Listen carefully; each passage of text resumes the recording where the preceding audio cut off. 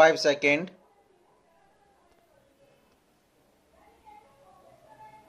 Start.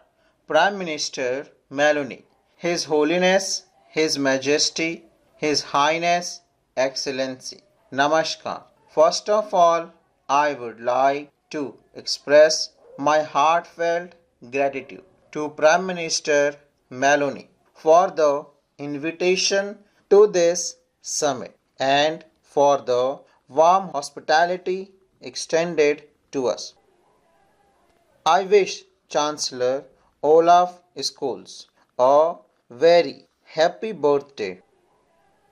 This event of G7 summit is specialized as well as historic.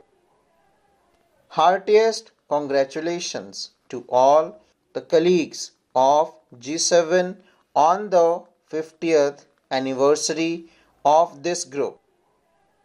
Friends, last week many of you were busy with the European Parliament elections.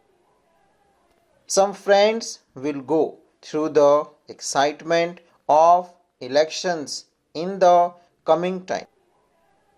In India too, a few months back, it was the time of elections. The uniqueness and magnitude of the election in India can be understood from some figures. More than 2600 political parties, more than 1 million polling booths, more than 5 million electronic voting machines, 15 million polling staff, and about 970 voters, out of which 640 million people exercised their franchise. The entire electoral process has been made fair and transparent by the ubiquitous use of technology, and the result of such a large election were also declared within a few hours. This was the biggest festival of democracy in the world and the largest in the history of humanity. It is also a living example of our ancient values as the mother of democracy. And I am fortunate that the people of India have given me the opportunity to serve them for the third consecutive time. This has happened for the first time in India in the last 6 decades. The blessings that the people of India have given in the form of this historic victory is a victory of democracy. It is a victory of entire democratic world, and I am extremely happy to be present among all of you friends just a few days after assuming office. The 21st century is the century of technology. There is hardly any aspect of human life that is deprived of the influence of technology. While on one hand technology gives the courage to take man to the moon, on the other hand it also creates challenges like cybersecurity. We have to collectively ensure that the benefits of technology reach the section of society to realize the potential of every person in the society to help in removing social inequalities and expand human powers instead of limiting them. This should not be our desire but our responsibility. We have to convert monopoly in technology in mass usage. We have to make technology creative, not destructive. Only then will be able to lay the foundation of the inclusive society. India is striving for a better future through its human centric approach. India is among the first few countries to formulate a national strategy on artificial intelligence. On the basis of this strategy, this year we have launched AI Mission. It is derived from the mantra AI for all.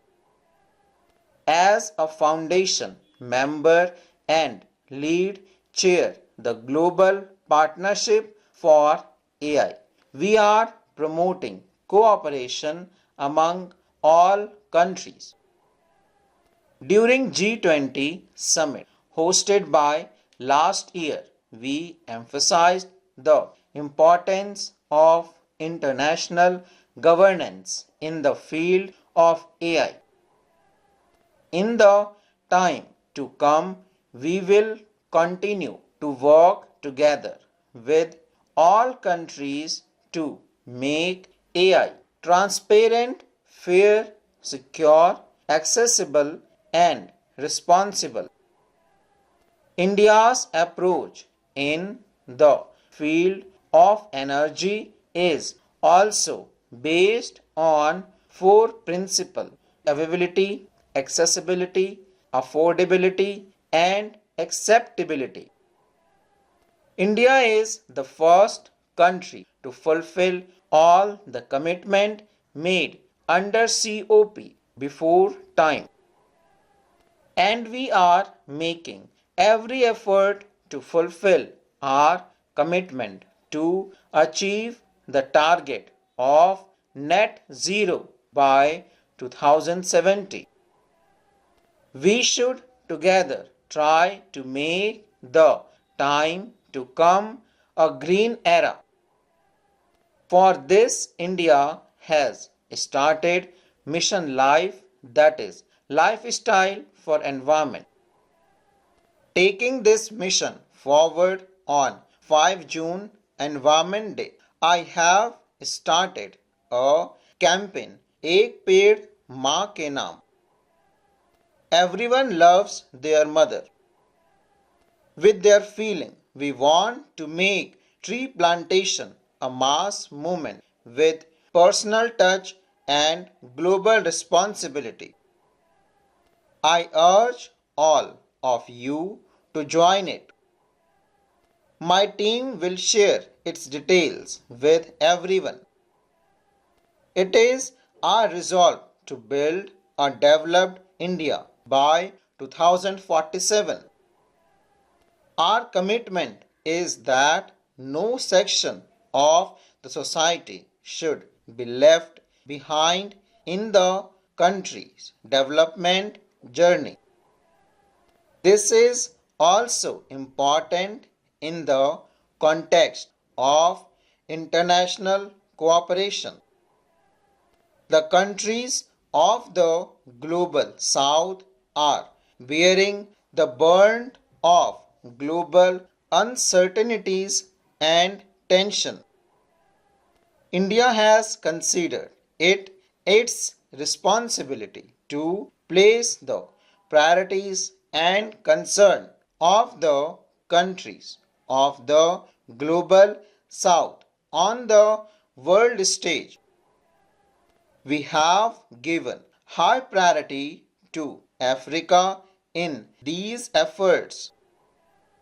We are proud that the G20 under India's chairmanship made the African Union a permanent member.